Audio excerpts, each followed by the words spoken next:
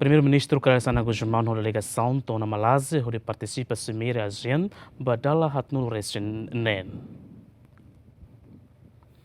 Ia domingo loraikne, Primeiro-Ministro Kairala Sanana Guzmão, ho delegação to ia aeroporto internasional Kuala Lumpur, Malásia. Dune, banhira sefi governo ho delegação to, simu husi parada militar, no simu direita husi embaixador Timor-Leste ba Malásia, Lizualdo Gaspar. Hafuengne sefi governo Kairala Sanana Guzmão ho delegação continua baya fatin descansanian ia intercontinental, banhira to ia fatine, simu husi vice-primeiro-ministro, ministro coordenador assunto econômico, ministro turismo no ambiente, ministro negócio estrangeiro no cooperação Bendito Freitas, vice-ministra ba assunto ASEAN, vice-ministro comércio Augusto Junior Trindade, nomos presidente Câmara Comércio e Indústria Timor-Leste Jorge Manuel de Araújo Serrano. Tuira agenda nebe makiha, durante iha Malásia, sefi órgão executivo ho delegação, hamutu ko estado membro ASEAN, se participa ativa e a discussão alto nível sira, com ba assunto savi regional no global.